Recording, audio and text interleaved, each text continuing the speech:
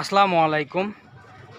আমি যে ভিডিওটা আপনাদেরকে দেখাচ্ছি যদি ভালো লেগে থাকে তাহলে আমাদের পেজটা ফলো দিবেন এবং ভিডিওটা শেয়ার করে দিবেন।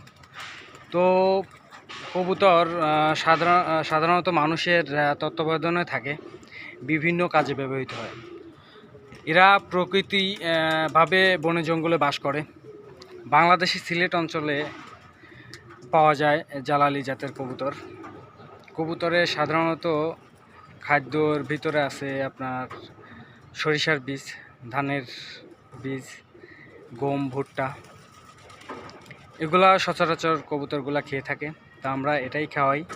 তা আপনারাও সবাই জানেন এগুলা দৈনন্দিন খাবারের মধ্যেই রয়েছে।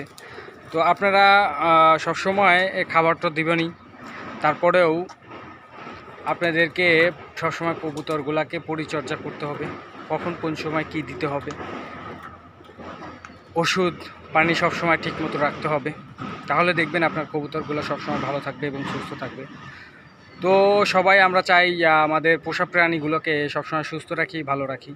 তো আমি আপনাদের কাছে এটাই চাই, আপনারা যাতে সঠিক সময় সঠিক পরিচর্যাটাই করেন। আপনাদের জন্য দোয়া করি, আপনারা যেন সবসময় ভালো থাকেন এবং সুস্থ থাকেন। এবং সামনে আমাদের মাহে রমজান মাস আসছে, সবাই 5 ওয়াক্ত নামাজ কালাম পড়বো এবং রোজা পড়বো, এটাই আমরা নিয়ত করি। তো সবাই ভালো থাকবেন, সুস্থ থাকবেন। আল্লাহ হাফেজ।